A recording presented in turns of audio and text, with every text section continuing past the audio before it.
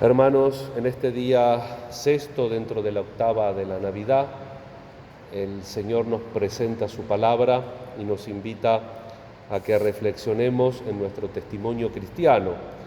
La primera lectura, venimos siguiendo la primera carta del apóstol San Juan, y allí, en esta forma literaria que él tiene, que escribe a los hijos y a los padres, va plasmando la idea principal de esta carta, que es Dios, que es amor, que es luz y que brilla en las tinieblas, y que la luz para las personas son las obras buenas, cuando están en el bien y hacen en el bien. Y como trasfondo, como telón de fondo, es la lucha del bien contra el mal. Por eso a los jóvenes en dos momentos les dice, y a los jóvenes al principio les dice que vencieron al mal, luego les dice, ustedes son fuertes y vencieron al mal. Por dos cosas, porque los jóvenes cuando están por el camino son impulsivos y, como se dice así familiarmente, ponen toda la carne en la parrilla. En cambio, la gente más grande es un poquito tal vez más calculadora. Y por otro lado, también ese ímpetu juvenil suele jugar malas pasadas y por tanto necesitan un estímulo extra para mantenerse en el camino y para dar esa batalla. Y el consejo que da Juan nos viene a todos bien, que no amemos al mundo ni las cosas mundanas. Si alguien ama al mundo, el amor del Padre no está en él, porque todo lo que hay en el mundo es concupiscencia de la carne, deseos, deseamos, codicia de los ojos y ostentación de la riqueza o vanagloria del dinero. La gente trabaja por el dinero, aún cuando parecería que no, también es como que es un autoengaño controlado, pero la gente se siente más segura a veces con las cosas, con el dinero, que de confiar en el Señor. Por supuesto que la confianza en el Señor no es magia y tiene que haber también a Dios rogando y con el mazo dando, pero a veces en el último peldaño de nuestra voluntad no está el apoyo en Dios, sino que está el apoyo en las cosas, en el tener, en la seguridad. La mentalidad del mundo, Juan tiene una teología propia sobre el mundo. El mundo, en sentido positivo, es el campo donde tenemos que evangelizar, el campo de la acción de Dios, porque el Verbo se encarnó, vino al mundo y está entre los suyos. Vino a las tinieblas, dice directamente Juan en el prólogo de su Evangelio, y los suyos no lo recibieron, pero a los que lo recibieron les dio el poder de llegar a ser hijos de Dios. Y ese mundo es el que nosotros tenemos que transformar con nuestro testimonio. ¿Cómo? No siguiéndole la corriente, a veces nadando en contracorriente. No amar al mundo mundano, no amar al mundo en este sentido peyorativo que acá utiliza el apóstol Juan. Tenemos que amar al mundo en el sentido de que le tenemos que dar testimonio, no tanto discursos, no tantas formulaciones doctrinales, sino las obras que son luz, el testimonio de nuestras obras.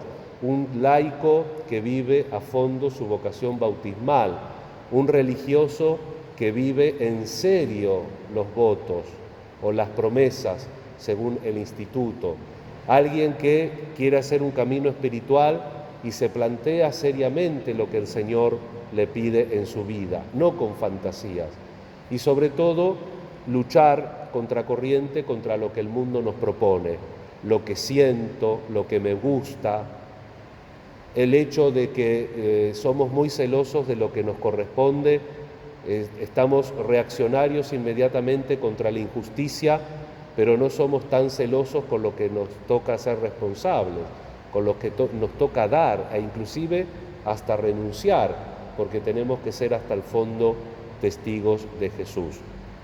Hoy, seguramente en los diarios recogerán el voto favorable del Senado a este proyecto de ley del aborto, que sacaron, o no sé si van a vetar algunas cosas así las más polémicas.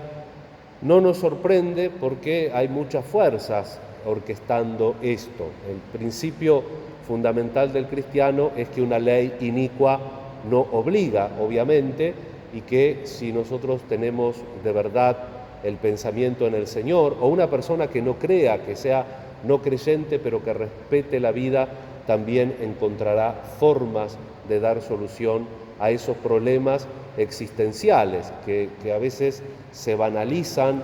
Un embarazo termina siendo un problema de salud. Después, inclusive en programas de opinión, se barajan cifras de abortos que, ¿cómo las comprobamos? No sé si en Argentina hay 500.000 abortos. Yo creo que una cosa seria de ver cuántos podría haber habido fue hace ya años, en el 2016, y después creo que no se ha hecho, porque si estamos arrancándonos los pelos por 50.000 muertos por COVID, ¿qué estuvo pasando con 500.000 abortos? Que no hubo ningún desperfecto, fueron todos, cifras que uno no le cierran y que terminan siendo el apoyo del argumento, y nos olvidamos de la vida, del testimoniar y de lo que una ley y una mala elección inicua genera. Había una diputada ahí que entre lloriqueos y vanos razonamientos decía que la otra vez, después de la votación, había perdido un hijo y primero pensó que era un castigo de Dios. Claro, Dios no castiga así como con un hilito, como si fuera un títere, pero tenemos que ser serios también desde el punto de vista teológico, y algunos pensadores inclusive desde el punto de vista, digamos así, de religión natural. Si una muerte injusta provoca una energía negativa, imagínense todo esto, ¿no? Entonces, Santo Tomás nos recuerda que en el cielo no hay naciones ni países, hay individuos. Por tanto, los pecados sociales los tenemos que pagar aquí en la tierra. Así que si somos creyentes, tratemos de sobrellevar las cosas con paciencia, tratemos de ofrecer, porque obviamente no se cierne un castigo de Dios sobre nosotros, pero ciertamente que esto socialmente también nosotros lo tenemos que satisfacer, lo vamos a tener que pagar, porque cuando la justicia es vulnerada, tarde o temprano, en algún rincón o en alguna circunstancia, se hace ver y reclama. Para poner un ejemplo, como cualquier ejemplo que arrima, que no explica todo, pero si un chico esconde la nota en septiembre, posiblemente a fin de año tenga un encontronazo con los padres.